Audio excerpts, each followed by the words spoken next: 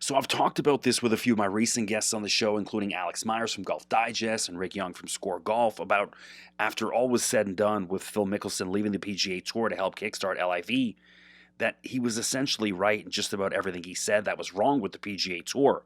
He was beaten up in the press, destroyed on social media, and scorned by golf fans all across the world. But as it turns out, he was actually right. Phil was simply the first to say the emperor has no clothes, and people didn't like that. However, everything he said about the PGA Tour not paying their players appropriately based on the income they're pulling in and that they need to get more creative and to set up bigger and better events, Phil said all that stuff and was getting hammered in the media and social media. And then just a few short months after he left for LIV, Jay Monahan and the PGA Tour have essentially done everything Phil suggested and have also borrowed several ideas from their competitor in LIV. So I know many of you out there have soured on Phil because after he moved over to LIV, you're not a fan of that and the whole Saudi thing, but I actually respect Phil more for doing what he did because it was a huge risk and it wasn't the safe thing to do, even though he knew he would receive a huge backlash as a result.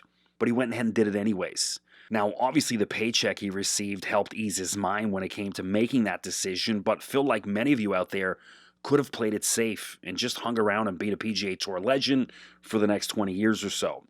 So for those of you out there who've never taken a risk or a leap of faith in anything you've ever done in life, it's hard for you to understand what Phil did and why. But I'm a guy who left his safe job working in a bank when he was 22 years old to go and try and see if I could have a career in the music business as a concert promoter, which I ended up doing for 20 years. I then went back to college at age 40 to pursue a career in broadcasting. And here I am on the radio talking to you about golf, as well as to thousands of other people. So I understand that when you take risks in life, not everyone will get it at that time because they can't think the same way as you. The golf world has been about being safe and not rocking the boat in any way whatsoever for decades now. Every golfer dresses the exact same. They all say very similar things in the pre- and post-round press conferences, and it's very rare one of them ever tries to operate outside the box in fear of backlash or retaliation, and that's obviously going to get worse now after they saw what happened to Phil Mickelson. But in 20 years, when did we ever see a guy like Tiger Woods say anything political or controversial in the media in support of a cause or political movement in spite of his massive platform? But rather than following in the footsteps of guys like Muhammad Ali, Jim Brown, or Kareem Abdul-Jabbar, Tiger always played it safe and was silent and never once spoke about anything political, ever. That's what golf is. Play it safe. That's one of the things I hated about working for that other golf show on the major sports network. Everything had to be so safe and cookie cutter, and I always found that boring. That's why I respect what Phil did by going to LIV. It wasn't safe, and it was a huge risk, and all the early signs point to perhaps it was the right decision for him. More than likely, it was the right decision for him. Now, getting back to this weekend, after getting beaten by Cam Smith, Phil then joined the LIV broadcast team on Sunday and was doing some TV color commentary analysis for the other guys playing. He joined David Faraday in the booth and provided some of the best analysis I've ever heard in my life. He was amazing. I mean, who knows how to explain golf better than Phil Mickelson? Very few of us, probably. So I listened to him for about 10 or 15 minutes on Sunday when I was watching LIV, and he was just excellent. So check out this here. Phil Mickelson breaking down Cam Smith's swing and process during the LIV broadcast on Sunday while in the booth. He goes into the ground aggressively and uses speed to get the ball to pop up. But watch Cam Smith.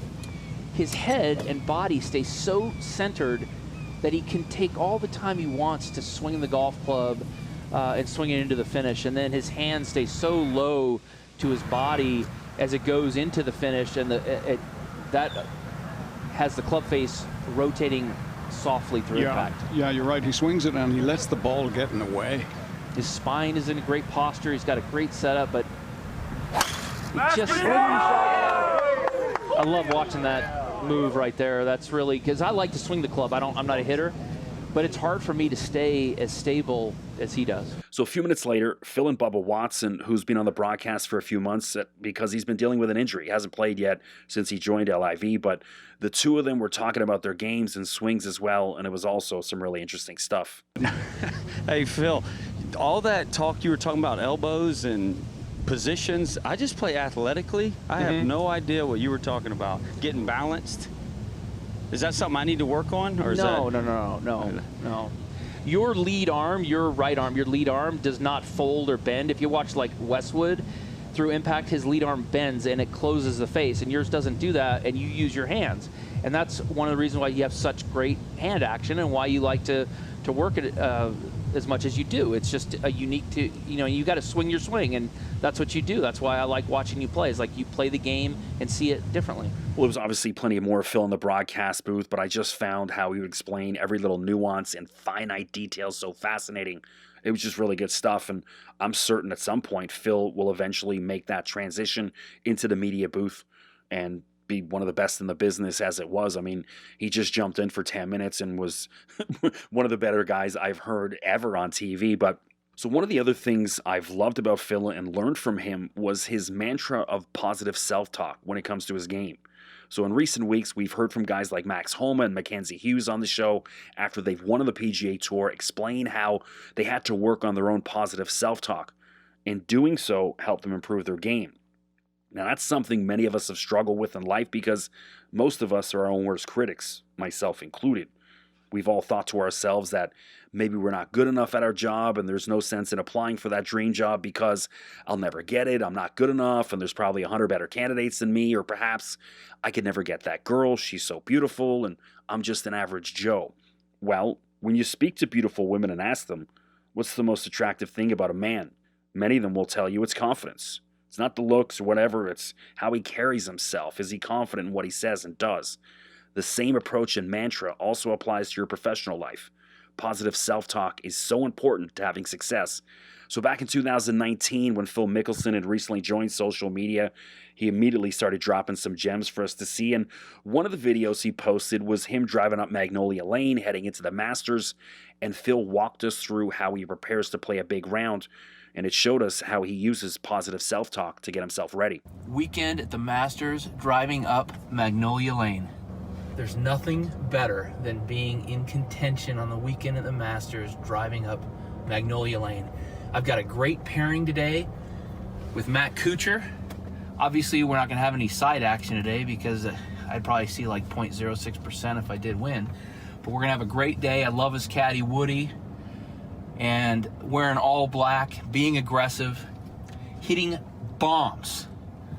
Got to 125.1 club head speed last night. I haven't done that, I think, in my life. Why is that important? Well, because when Dave Pelz ran an analysis of improving every statistical category by 10%, every category led to lower scores except longer drives. There was only one course in the world where longer drives equated to lower scores. That's right, Augusta National. So the reason is the shelves are so small where the pins are that you've got to hit bombs off the tee to be able to get to those small sections.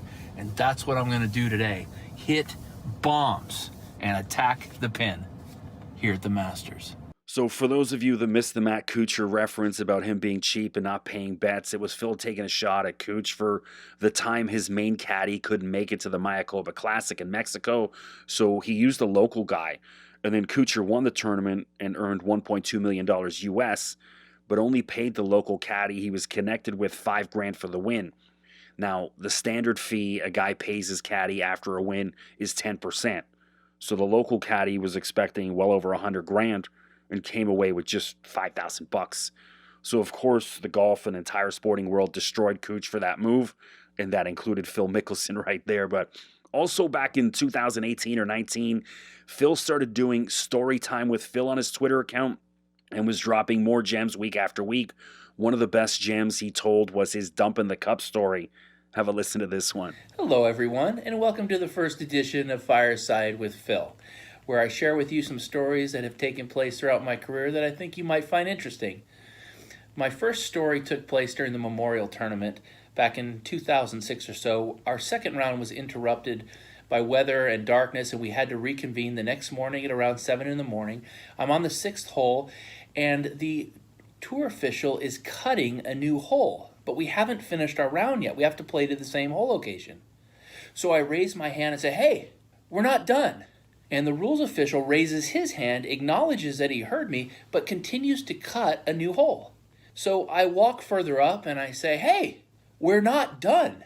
And again, he puts his hand up to acknowledge he hears me, but continues to cut a new hole. So finally, I walk right up close to the edge green, just on the other side of a lake, and I said, "We're not done." He stands up in disgust and puts his hands on his hips and says, "Someone took a dump in the cup." Very well then, carry on.